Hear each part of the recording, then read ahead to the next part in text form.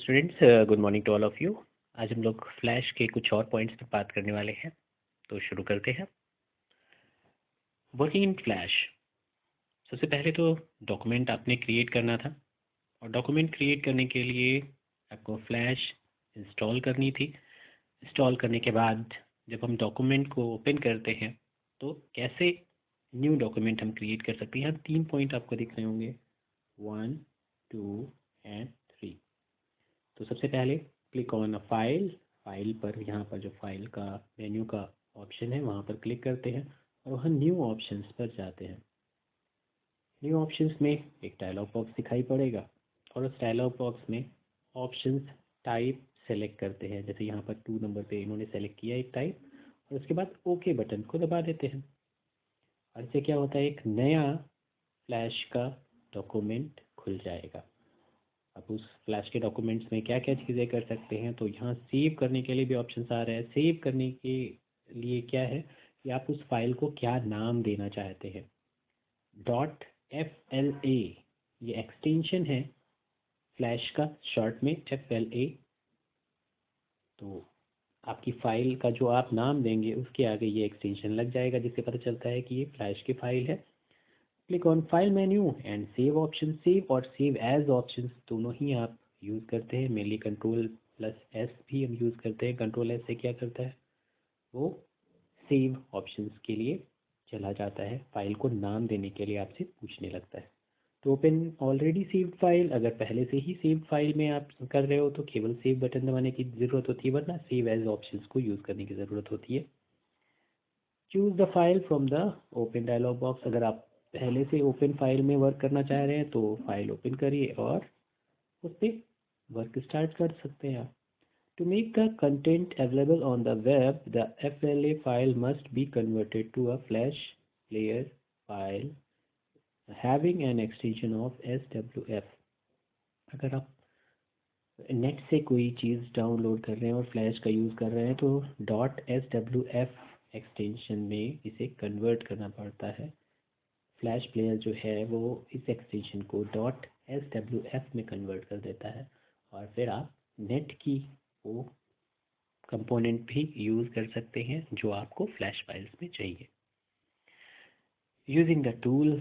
अब फ्लैश के टूल्स क्या होते हैं और उनको कैसे यूज़ किया जाता है। फ्लैश ज़्यादातर एनिमेशन से रिलेटेड आपका ड्राइंग टूल है वहाँ पर, और उनमें वो सारे फीचर्स होते हैं जो आप ड्राइंग में आपको मिलते हैं। खासकर आपने पेंट्स में बहुत सारे टूल्स देखे होंगे, जिनमें इरेजर टूल है, पेंसिल टूल है। इसी तरीके से यहाँ भी कुछ टूल्स हैं।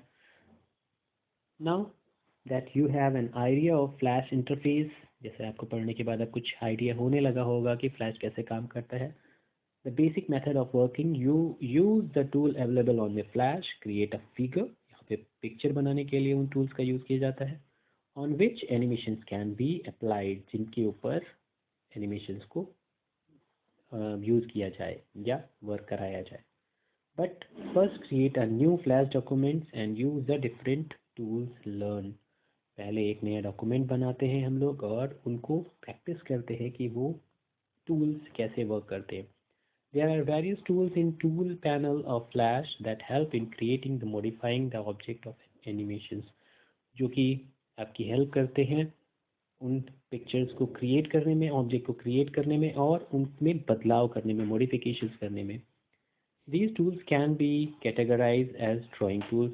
इनको हम ड्राइंग टूल्स के तौर पर यूज़ करते हैं। Which helps you in drawing objects and sections tools.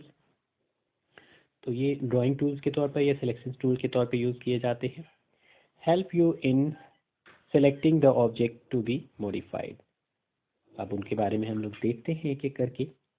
पहला टूल आता है रेक्टेंगल टूल। इसे क्या मनाते हैं, रेक्टेंगल टूल्स में हम लोग रेक्टेंगल का यूज़ करते हैं।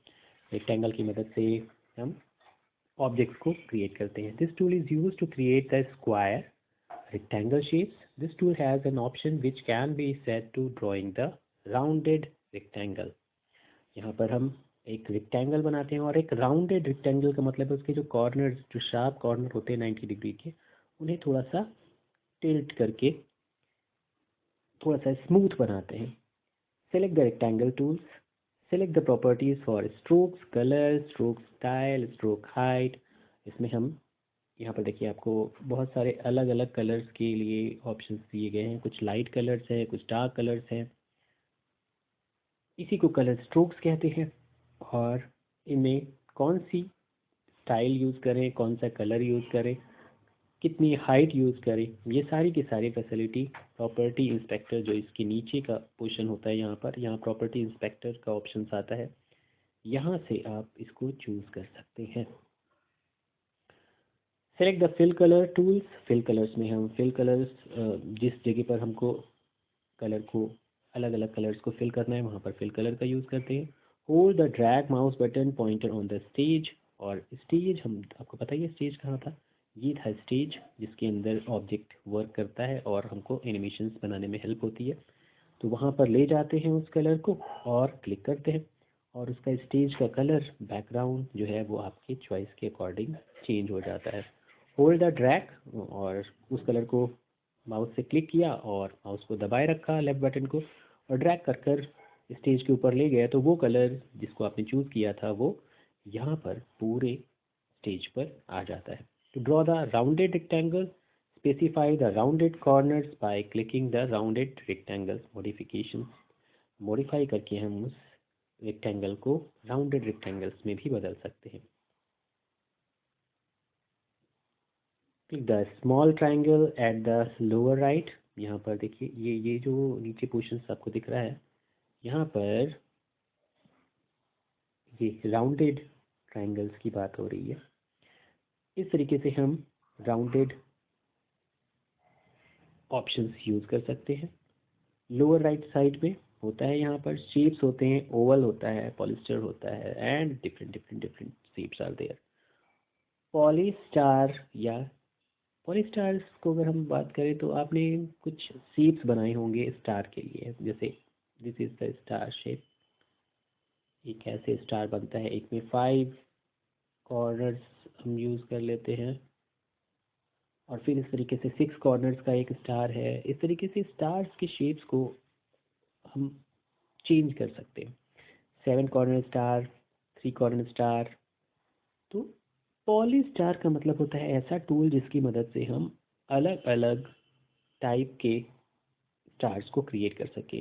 Value from 3 to 32 number of sides, जिसमें कि 3 साइड से लेकर ये वाला ट्रायंगल, ऐसे ही 32 इस तरीके की 32 साइड्स अगर आप चाहें तो 32 साइड्स, ये 3 4 5 6 7 8 ऐसे करते हुए 32 साइड्स तक की स्टार की शेप को आप बना सकते हैं।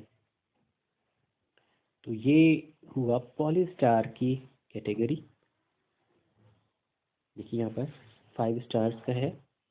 ऐसे ही रेक्टेंगल टूल्स में हम लोग 6 शेप कर सकते हैं, ओवल का यूज़ कर सकते हैं, रेक्टेंगल पॉल, और ये सारे के सारे। और ये आखिरी में आपको दिख रहा है पॉली स्टार, जिसमें हम स्टार्स की शेप्स के एंगल्स को या नंबर ऑफ साइड्स को चेंज कर सकते हैं यहाँ पर फिलअप करके।